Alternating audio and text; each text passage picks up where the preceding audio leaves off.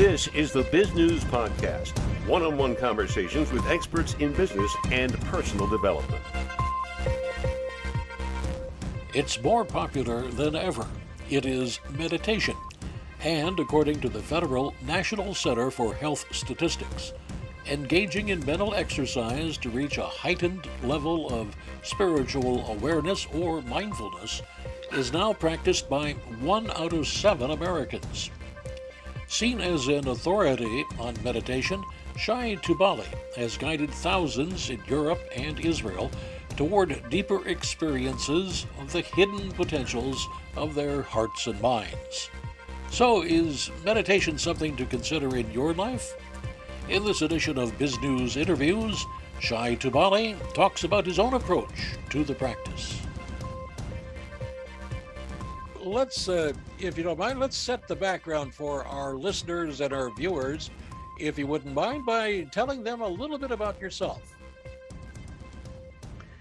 Well, I would say that I'm a researcher of the mind and human consciousness, both objectively as an academic philosopher and subjectively as a meditation student and teacher since the year 1987. What got you involved in this? What was the spark that brought you to this part of your career? The meditation was simply an unexplainable impulse toward self-discovery. I think that at a very early age, when I was around 22 years old, I came to realize that I didn't understand the meaning of life. I was out of touch with life's purpose, and therefore I needed to discover something genuine, authentic, profound. I tried at first to find this at the university. I failed desperately. And I realized that at the university, they don't provide you with substantial answers about the meaning and purpose of life. And so I embarked on a journey visiting India and the Indian gurus and delving deeply into my meditative self. What difference did that make in your personal life? Well, I would say that a complete transformation, because if at first I had been mainly identified with a personal self, invested in many worries and concerns about my future, about my self-image, about my social status, filled with fears and anxieties, like we usually all do before we are discovering our true self in meditation. This has dramatically changed. So now I don't feel that I'm busy with myself, you see. I'm not occupied with my own troubles, with my own concerns, with my own thoughts, regrets, past, future. There is a sense of availability and a feeling of openness to life. That must be a wonderful feeling to have, and you have been teaching it to other people. How do you go about that? It all started quite spontaneously. First, I was simply invited by someone to speak spontaneously one evening to a certain group of people, and I planned nothing. I just came and started talking, and it was probably pretty inspiring. So that was the beginning. I was never really drawn to become a spiritual teacher or a meditation teacher. I think I am more of a recluse, preferring to be alone by myself, meditating and writing. But later, I came to realize that just inspiring people by talking about the meditative state would not work.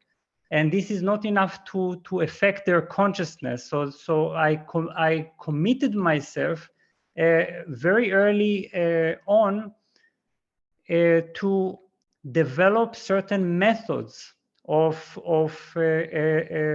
therapeutic and spiritual transformation that could make it possible for people to actually follow something a systematic way and reach safely and confidently these states of consciousness. That must have taken an awful lot of research and experimentation on your part. Did you ever reach a point where you say, "I'll never be able to get this done"?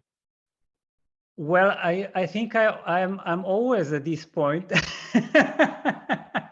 I always feel like I'm at the beginning phase, just discovering. I think this is one of the things that meditation makes you realize, is that you are somehow always at the beginning state. Figures like Socrates and also Zen Buddhism, they always told us that we should abide in the state of not knowing. So this is what meditation leads you, where meditation leads you to a state of not knowing, a state of being always at the beginning.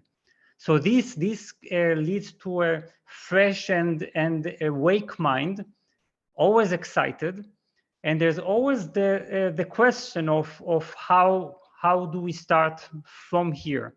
So I've been teaching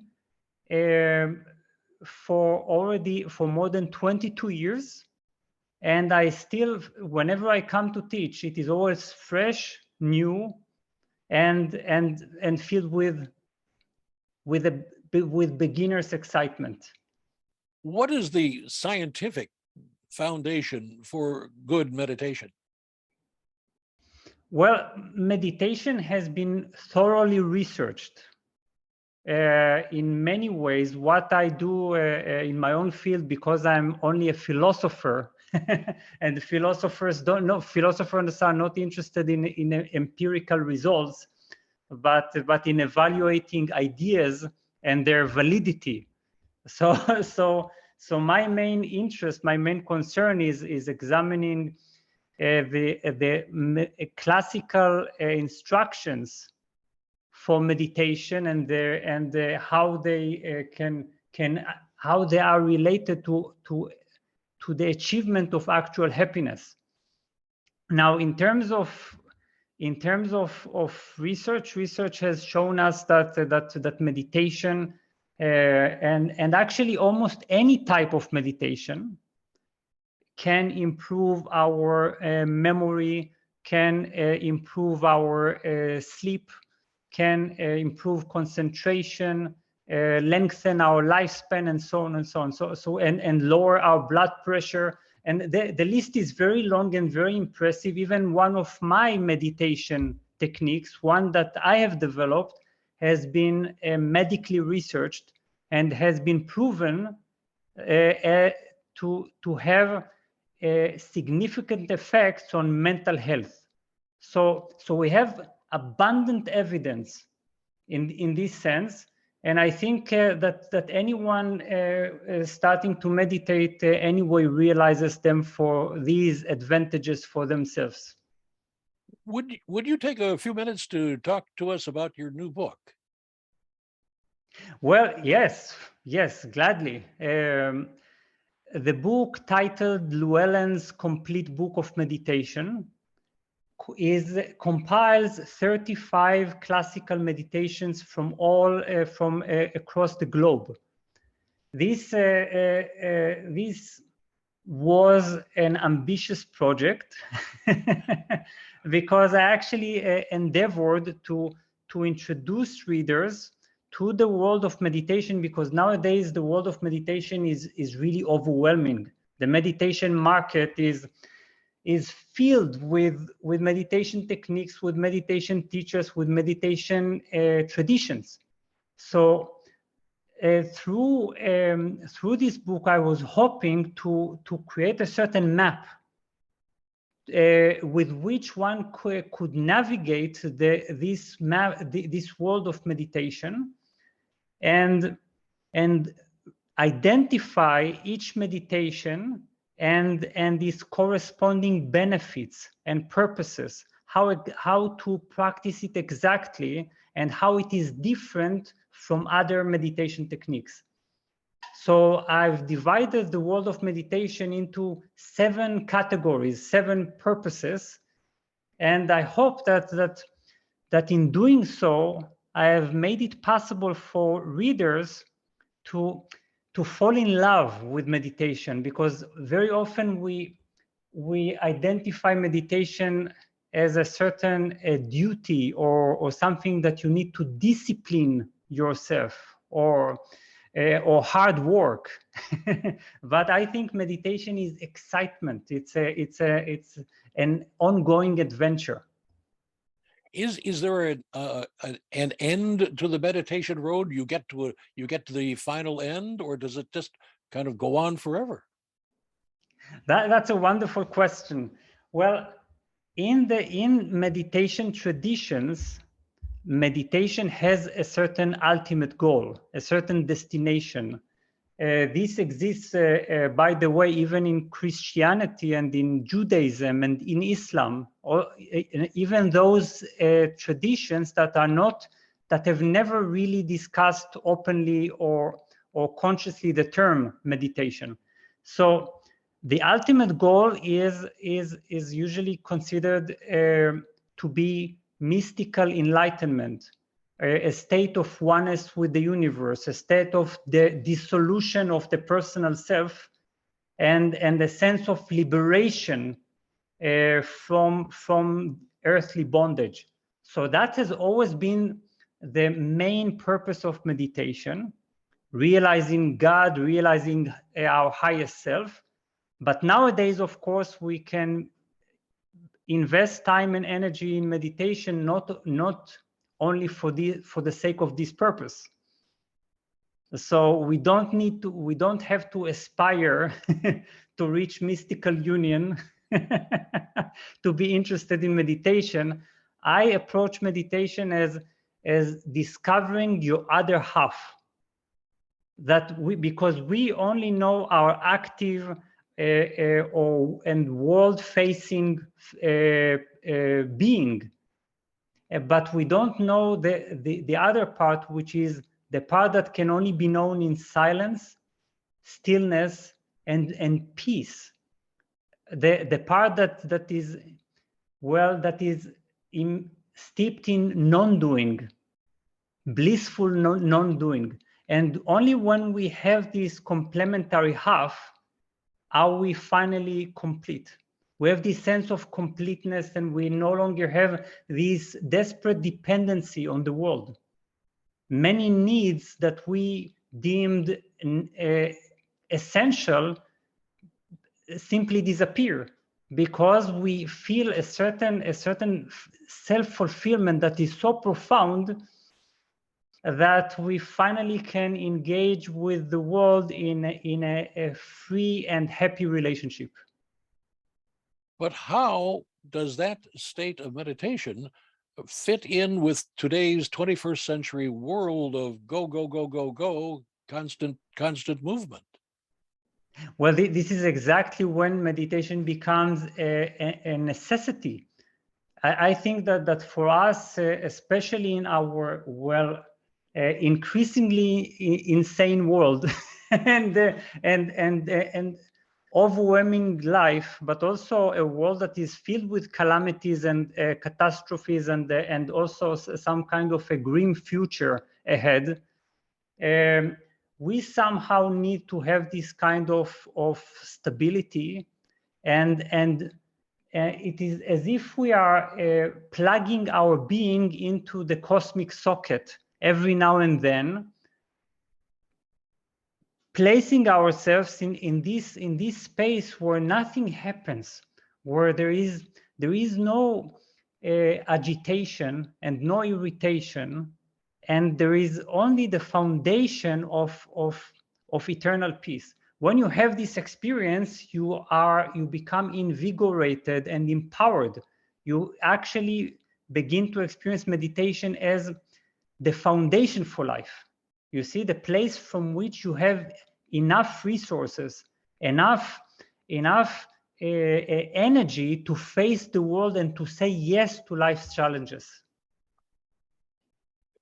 Shai, after that, it's kind of mundane for me to ask, but I need to ask, do you have a website where our viewers and listeners can get more information? Well, yes. The website is shaitubali.com. And I guess that I should spell that. It is SHAITUBALI. .com. So that's the website, yes, .com. And of course there is a YouTube channel that is abundant with countless videos that contain guided meditations, as well as explanations about how we can incorporate the meditative practice and the meditative perspective into our daily life. And do you know what is the formal name of that channel? Do you know? Yes, it is Shai Tubali once again. Oh, very good. As simple as that. Well, we'll make sure that it's included in the copy that people will read as well. At this point, do you have anything you'd like to add that? And I know we've only just begun to, haven't even scratched the surface, but just in something you really wanted to get out. Well, once again, I would just say, think of meditation not as something that you do,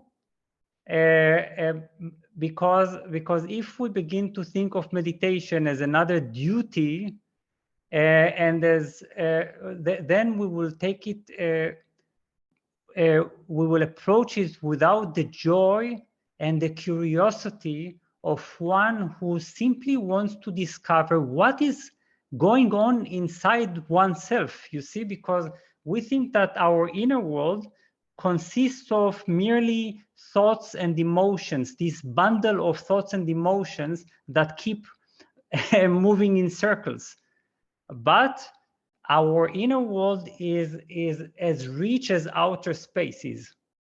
And we have a lot to discover there. There are a lot of planets. There are many worlds, many universes inside us. So we should approach meditation with joy and curiosity.